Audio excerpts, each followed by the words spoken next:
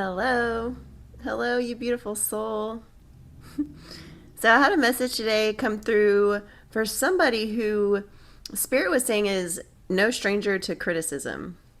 Like, I kept hearing that, like, constant criticism. And this could have been like family. I was picking up a lot of family vibes, right? Like, childhood. This is like, you know, the way you were brought up was being constantly criticized.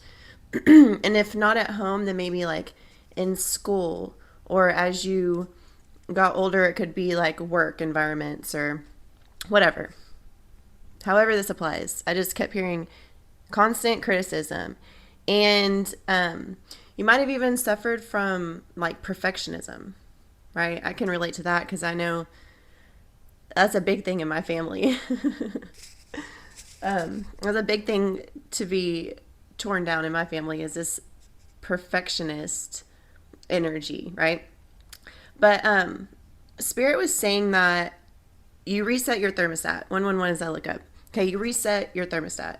And if you guys haven't heard this analogy before, where, our ego kind of sets our thermostat sometimes, right? And then you become consciously aware of where your thermostat is set, and then you go and change it, right? So I was hearing like prayers, subliminals, um,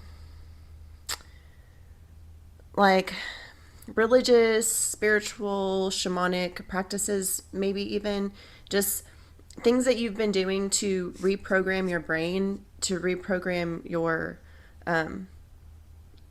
your consciousness, I guess, reprogram your ego, reprogram yourself, have been very effective, right? Like Spirit is saying that you have reset your thermostat, right? And as we walk with God and as we go down this path, we see more and more opportunities for us to set our thermostat depending on the season. You hear me?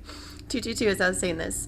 So, Spirit really wanted me to just mention and remind everybody how important our ego is. Like our ego is here and keeps us safe. It's our programming. Our personality and stuff as a human is like it's our programming. It's how, you know, I'm saying keeps us safe. Like you watch somebody um, do something really silly and they get hurt, and then you're like subconsciously programmed to believe like if you do that thing you're going to get hurt. And so it keeps us sometimes safe. And yes, the ego can be programmed in a negative way, right? So we can have good programming in our ego that can boost us, that we can use to um, fuel our, journey or our path or whatever. So, yeah, I was getting that like ego programming in it, how necessary it is. Like the ego gets such a bad rep. And yes, whenever the ego is programmed with fear, it's not good, right? That's when it's scared and it's wounded, and those are the parts of our ego that we face, right, when we do the shadow work and stuff. So Spirit just wanted to congratulate you on all the shadow work that you've been doing and for resetting your thermostat. But to move on, as far as the criticism, wow, this was deep. Spirit was saying that people criticize your journey, or maybe they have criticized your journey in the past, because they were afraid to take the risks that you so effortlessly take. Right? Like maybe you're the risk taker. Maybe you're that kind of person where you know what you want and you do it, and you're constantly learning and growing and evolving and working towards your desired reality, right? And getting your soul into alignment with your higher self and just higher levels of consciousness. And that's just your way of life. And some people struggle with it, and it's nothing personal, right? Spirit really wanted me to help people understand like how these ego programmings are nothing personal. It's simply just programming, right? So what we'll find is that whenever people's criticism, like, right, it's coming from this fear place, shame or guilt even, sometimes the moves that we make, the risks that we take really stir up fear, shame, and guilt in these people, right? And then they attack you. Right? They start projecting these fears and this shame that you should feel, or this guilt that you should feel for being different, And it's just because their ego and their programming is set in a place to keep them safe. What their ego is saying to them is, what this person is doing is not safe, and I need to stop that, or I need to oppose this in some way, shape, or form, right? So their ego does that, and it's just doing based on its programming, And so really a lot of it is their ego is afraid to take these risks, right? And then the person feels uncomfortable about it, because they're like, oh my gosh, those risks are so dangerous, And they're not. What it's dangerous to is to the matrix, or whatever it is you want to call it, the forest, the bubble that keeps people trapped, And you, you are so important and needed, I say this all the time, how important and needed these types of people are, but Spirit really wants everybody to understand how to just observe these things, right?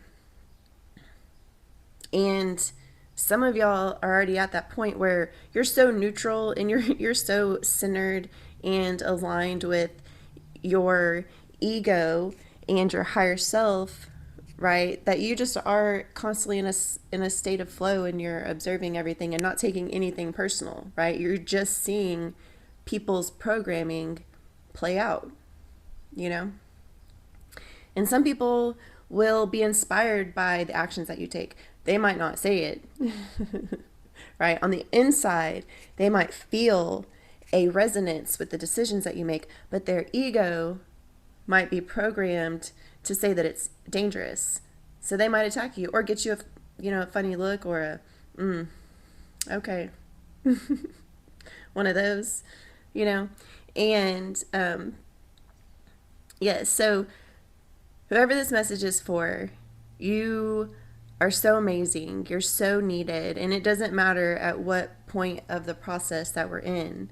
It's all a matter of ego integration, and loving yourself, all of yourself, right? So much so that when you see other people projecting their ego programming on you, you don't take it personal, you're just like, right on. I see you. I see where you're at. Gotcha. It's all good. It is all good. You are all good. You are not the problem, honey. You are the solution. You hear me? There's no problem whenever you're the equation.